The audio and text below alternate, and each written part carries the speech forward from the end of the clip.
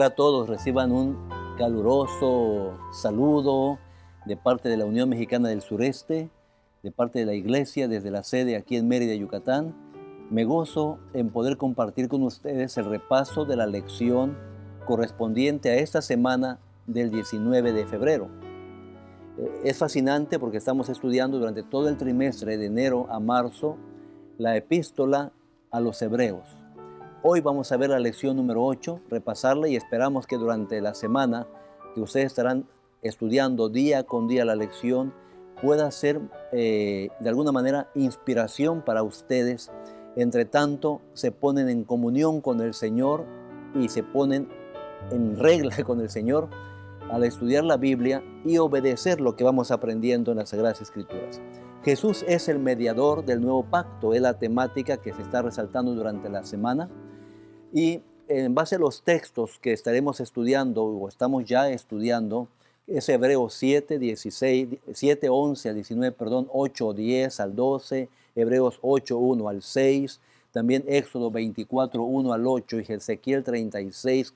Son los textos bíblicos que funcionarán, que se usarán por el autor de la lección como el contexto para esta finalidad de ver a Cristo Jesús como mediador de un nuevo pacto. Así que en síntesis, somos salvos por la muerte de Cristo y por su obediencia. Esto lo veremos, la obediencia de Cristo, aclaro, la muerte de Cristo y la obediencia de Cristo. Y eso es lo que se puede observar en los textos que veremos en este momento en Hebreos especialmente. Así que la necesidad de un nuevo pacto. ¿Por qué hay necesidad de un nuevo pacto? Primeramente debemos considerar que el sacerdocio de Cristo es según la orden o según el orden de Melquisedec. Y este orden de Melquisedec, ¿qué es lo que implica? Recuerdan que lo vimos ya en lecciones anteriores, pero vale la pena retomarlo ahora porque estamos viendo la necesidad de un nuevo pacto. Implicó este asunto un cambio de sacerdocio y también implicó un cambio de ley sacrificial del sacerdocio levítico. En el sacerdocio levítico ustedes deben recordar en las lecciones que ya hemos estudiado que pues todo giraba en torno a sacrificios de diferentes animalitos cuya sangre era vertida y era esparcida de acuerdo a las indicaciones que se especifican allí en Levíticos en el santuario que tenían ellos en el desierto. Posteriormente eso seguía haciendo también mientras existía el sacerdocio posterior al desierto. Pero, ¿qué diferencia hay entonces entre el sacerdocio según el orden de Melquisedec? Porque en el orden de Melquisedec se está diciendo que cambia el sacerdocio porque ahora es Cristo y no viene de la línea levítica o de la línea arónica, por otro lado, sino que es Cristo que viene porque el Señor así lo dijo, así lo indicó, así lo ordenó nuestro Padre Celestial. Ahora, estableció de esta manera un nuevo pacto. Avanzamos. Ahora, por otro lado, el sacerdocio levítico no ofrecía perfección. Eso lo dice el apóstol Pablo en los textos que estamos leyendo. No ofrecía perfección, no ofrecía purificación total del pecado, ni permitía acceso a Dios. Ustedes saben que la sangre de los animalitos representaba la sangre del pecador y entonces en esa representación estaban implícitos los pecados del pecador que iba en busca de limpieza espiritual y hasta que llegaba el día del Yom Kippur o el día especial de expiación, mejor dicho, el día de expiación para no generar confusión, era limpiado el santuario completamente y esto implicaba también que los pecados durante el año pues ahí eran perdonados, pero de igual manera todas esas leyes levíticas estaban apuntando a algo que realmente era verdadero hacia el futuro, lo cual el apóstol Pablo nos indica, porque dice que esas prácticas y esas leyes levíticas no ofrecía purificación total de los pecados ni ofrecía perfección, es decir, perfección humana, no nos perfeccionaba. Ahora, entonces, ¿cuál fue la función del sacerdocio levítico? Podemos ver esto precisamente aquí en pantalla, donde dice entonces, ¿cuál fue la función del sacerdocio levítico? Número uno, vale la pena resaltar aquí en pantalla, que es protección de la idolatría. Desde que el Señor los sacó de Egipto, los sacó para adorarle a Él y no a los ídolos, y así ellos tenían que vencer y conquistar a los pueblos de la Canaán terrenal y precisamente para erradicar la idolatría en la región y ellos vivir sin la influencia de la idolatría. Pero ya sabemos que ellos cayeron en idolatría muchas veces, desobedecieron, pero este sacerdocio levítico y este pacto anterior era para protegerlos de la idolatría y también señalaba el futuro ministerio de Jesús. Era una especie de tipo, ¿verdad? Una especie de representación en el tiempo pasado, apuntando hacia un verdadero ministerio que se esperaba en el futuro, que Pablo nos enseña diciendo ahí en Hebreos que este ministerio se cumple precisamente en Jesús. Así que la ley, teniendo la sombra de los bienes venideros, dice el texto, sí, lo vemos en Hebreos capítulo 10, verso 1, precisamente dice, la ley, teniendo la sombra de los bienes venideros, no la imagen misma de las cosas, nunca puede, por los mismos sacrificios que se ofrecen continuamente cada año, hacer perfectos a los que se acercan. Es el texto del apóstol Pablo ahí en Hebreos 10:1. Ahora, esta ley no hacía perfecto, este servicio sacerdotal no hacía perfecto a nadie, pero sí apuntaba. ¿A qué apuntaba? Era a algo, a alguien en particular y a un ministerio especial que sí haría las cosas totalmente diferentes del cual era Cristo. Y esto es nuevo y renovado. Nuevo porque es un tanto diferente, renovado es porque al final de cuentas es el mismo pacto, pero que ahora cumple o se expresa en una forma distinta. Por ejemplo, Hebreos 8, 10 al 12, que tenemos igualmente aquí en la palabra de Dios, Hebreos 8, 10 al 12, nos está hablando de, por lo cual este es el pacto que haré con la casa de Israel después de aquellos días, dice el Señor, pondré mis leyes en su mente, en la mente de ellos. Aquí lo tenemos en pantalla. Pondré mis leyes en la mente de ellos y sobre su corazón, y seré a ellos Dios, y ellos serán mi pueblo. Así, resumiendo el versículo, eso implicaba ahí el pacto. Ahora, comparando esto, que es lo que ofrecía el plan del antiguo pacto, con Deuteronomio 6, dice lo mismo. En Deuteronomio dice que amarás a Jehová tu Dios con todo tu corazón, alma, fuerza. Y todas las palabras que habían escuchado de parte de Dios, ellos se comprometían a obedecerla y estarían en su corazón. Por otro lado, Jeremías 31 también nos dice del 31 al 34 lo siguiente, haré un nuevo pacto. Ahora, ¿por qué era necesario un nuevo pacto? Jeremías es un poco más claro, porque ellos invalidaron el pacto, lo invalidan con su desobediencia, lo invalidan con su rebeldía, lo invalidan de esa manera y entonces es necesario renovar el pacto. Ahora, el pueblo fue desobediente y por su desobediencia invalidaron el pacto. Ahora, según Hebreos, según la carta a los Hebreos, en Cristo se cumplirían los propósitos o el propósito del pacto, el pacto de Dios de siempre, pero se cumpliría en Cristo plenamente. Dios no cambió su ley. Esto es importante. Y lo observamos en el contexto de Hebreos y también lo percibimos cuando se hace la comparación con Deuteronomio o Levítico o Jeremías o Ezequiel, que Dios no cambió su ley jamás. No rebajó sus normas, sino que envió a su Hijo como garantía de sus promesas, como el garante, como el que cumpliría plenamente la exigencia del pacto original de Dios para con el hombre. Yo seré tu Dios, yo soy tu Dios, tú eres mi pueblo. Entonces, este pacto que era importante actualizarlo o era importante renovarlo porque lo habían desobedecido, es un pacto que tiene un mejor mediador, dice aquí en Hebreos. Ahora, el autor de la lección nos hace pensar en la palabra mesités, que es la palabra griego que se refiere o que se traduce como mediador en nuestro lenguaje español, pero tiene varios significados, tiene varias maneras de interpretar esta palabra mesités. En la práctica diaria de nuestro lenguaje se nos explica que mesités lo usamos simplemente como mediador entre una situación, entre dos personas, porque se pone en medio para resolver un problema. Pero hay un significado, una aplicación de mesités que no se usa en nuestro español y que es el sentido que el apóstol Pablo tiene al expresar su carta a los hebreos, y es que significa o se refiere a alguien que se construye, lo vemos en pantalla, que se constituye, como fianza o garante. Alguien que toma el lugar, alguien que garantiza algo especial.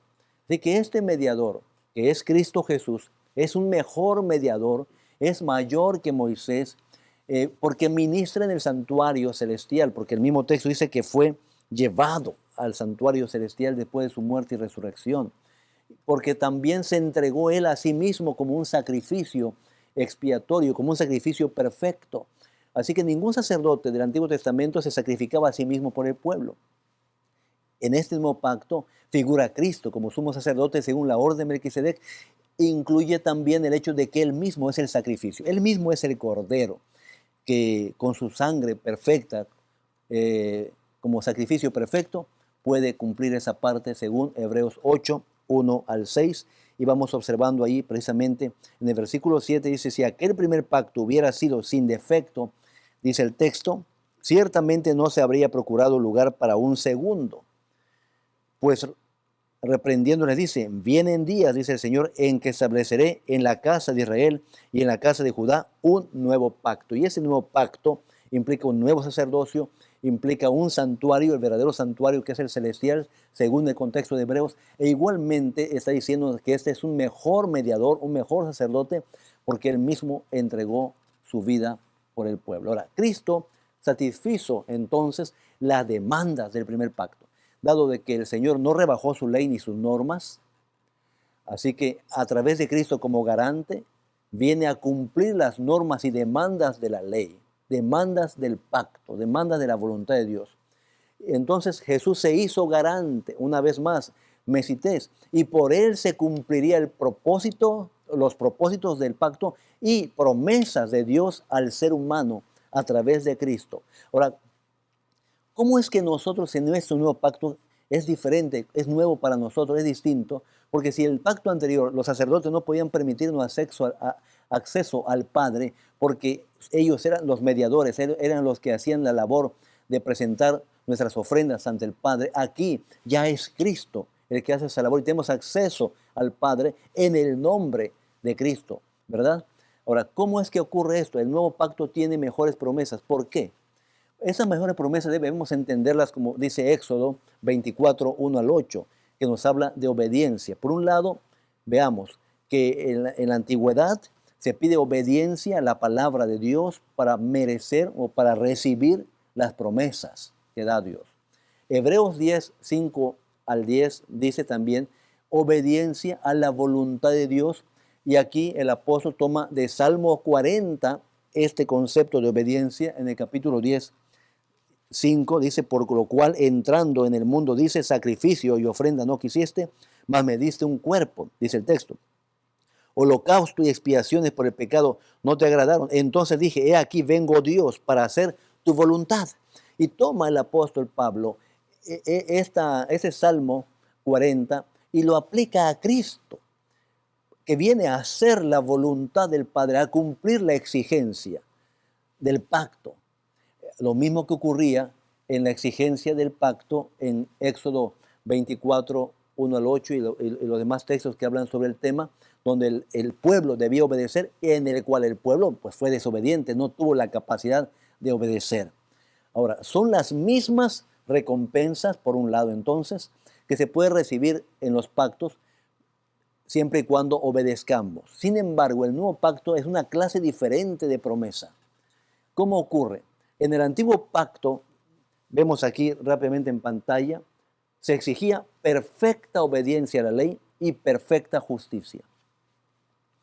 En el nuevo pacto, entonces, ¿qué es lo que se exige? Curiosamente, se exige exactamente lo mismo, perfecta obediencia a Dios y perfecta justicia. Solamente que aquí, esta perfecta obediencia a Dios y perfecta justicia, ya no la ejerce el pueblo de manera directa y plena, sino que ahora es Cristo el que ejerce perfecta obediencia y perfecta justicia, cumpliendo la exigencia del pacto de Dios, tanto el antiguo como el nuevo que se realiza.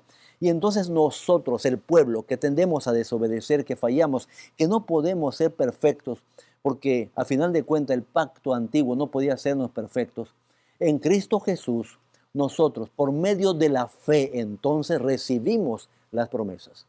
Cuando creemos en Cristo, aceptamos a Jesús plenamente, entonces su obediencia y su sacrificio se hacen meritorios de nosotros, es decir, son propicios, perdón, a favor nuestro, esa es la palabra correcta, son propicios a favor nuestro, porque la tomamos por fe.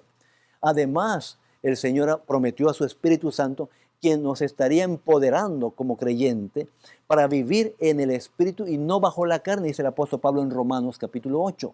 Somos nosotros beneficiarios de la labor salvífica, sacrificial de Cristo Jesús en la cruz de Calvario y al mismo tiempo de su ministerio sacerdotal según el orden de Melquisedec.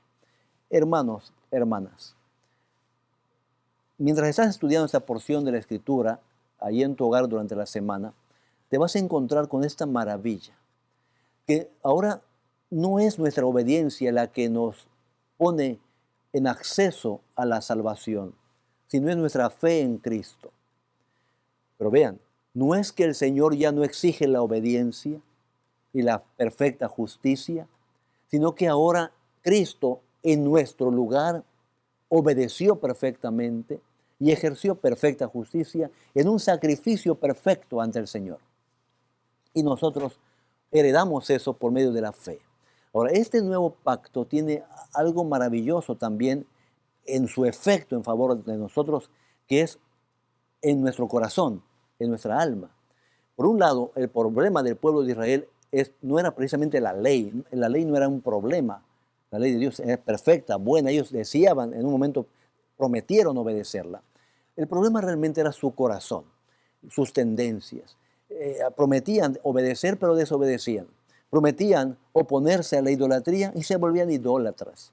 Prometían mantenerse aislados para representar dignamente a Dios y así darlo a conocer a todo el mundo. Sin embargo, se mezclaron en diferentes partes de la historia del pueblo con los paganos, y esa mezcla con los paganos, una relación tan íntima con los paganos, empezaron a adoptar sus prácticas y costumbres, lo cual el Señor detestaba. Ahora, Jeremías 31:33 y Ezequiel 36:26, encontramos lo siguiente, porque estamos viendo ya prácticamente la parte del jueves de nuestra lección de la semana. Y se compara las promesas del nuevo pacto, dice aquí esta parte del jueves. Así que, viendo los textos, dice, Dios quería que la obediencia sea una respuesta de gratitud y reconocimiento a Dios. Tanto Jeremías como Ezequiel insisten en eso, y el apóstol Pablo también insiste en eso. Pero, ¿gratitud a qué? Gratitud a lo hecho por Dios, a las acciones de Dios, a la obra de Dios, al seleccionar al pueblo, al elegirlo de manera particular, al guiarlo, al protegerlo, al rescatarlo de Egipto, al guardarlo y cuidarlo de manera tan especial en el desierto, al lograr meterlos y conquistar la tierra de Canaán. Todo eso debía generar gratitud en el corazón de las personas y por gratitud obviamente también la obediencia. Gálatas 5:22 nos habla de algo muy interno en el corazón de nosotros. Quien vive en el Espíritu del Señor, quien permite que el Espíritu del Señor haga su obra en su vida y empiece a imperar en nosotros la voluntad de Dios y no la nuestra, es decir, hacemos morir a nuestro yo. Gálatas 5:22 dice, pero el fruto del Espíritu es amor, gozo, paz, paciencia, entre otras virtudes que menciona ahí el versículo, pero primeramente es amor. Todo esto nos está diciendo que el Señor en el nuevo pacto quiere llegar a lo más profundo de nosotros, que son nuestros sentimientos, nuestras decisiones, nuestras motivaciones y transformarlas. Y quiero terminar y espero que esto les anime a estudiar con más dedicación la lección de la semana y el sábado poder repasarla juntos en cada una de las iglesias con lo que tenemos en pantalla. Si nuestro corazón es regenerado a la semejanza de Dios, el amor divino es implantado en el alma, ¿no se manifestará la ley de Dios en la vida? Es una pregunta. Cuando el principio del amor es implantado en el corazón, cuando el hombre es renovado conforme a la imagen de quien lo creó, se cumple la promesa del nuevo pacto. Pondré mis leyes en su corazón. Hebreos 10:16. Este es el amor a Dios, que guardaremos sus mandamientos, o que guardemos sus mandamientos. Primera de Juan 5:3. Él dice también, yo le conozco, perdón, el que dice, yo le conozco, y no guarda sus mandamientos, el tal es mentiroso. Pero entonces la obediencia no es otra cosa que una reacción en gratitud a aquel que lo dio todo por nosotros. Imagínese Cristo, que así como en Adán todos fuimos constituidos pecadores, sin que nosotros hayamos conocido a Adán, ni habido estado con él, ni haber consensuado con él, si pecaba o no, fuimos constituidos pecadores. En Cristo Jesús todos somos salvos. Todos somos considerados ante el Señor justos, obedientes ante el Señor, por la obediencia de Cristo, por su sacrificio, incluso por su resurrección, lo cual es una garantía de que todos los creyentes, así como Cristo resucitó, ha de resucitar a los creyentes para tenerlos donde Él se encuentra ahora. Mis hermanos, hermanas, amigos y amigas, qué importante decisión tenemos que tomar nosotros día con día, el poder mantenernos en armonía con la voluntad de Dios, sin pretender que la obediencia nos da acceso al cielo o a las promesas, sino que tenemos acceso al cielo y a las promesas del Señor por nuestra fe en Cristo. Pero ahora la obediencia en nosotros, como dice Gálatas, en el Espíritu del Señor heredamos o se desarrolla en nosotros amor, gozo, paz, paciencia, en lugar de odio, maledicencia, maldades, pecados distintos que mencionan los versículos anteriores al que leímos hace un momento. Tú y yo tenemos la bendición de encontrarnos con el Señor Jesús en este tiempo del nuevo pacto, en el cual tenemos la garantía de que a través de la fe en Cristo somos herederos de las promesas. Dios nos bendiga. Dios les guarde. Que esta semana sea maravillosa en cada uno de ustedes y cada día al estudiar la palabra del Señor y repasar sobre todo cada lección que estamos estudiando de la Epístola a los Hebreos sea igualmente de prosperidad espiritual para nuestras vidas. Dios les guarde, Dios les bendiga. Nos vemos la próxima semana con la ayuda de nuestro Dios.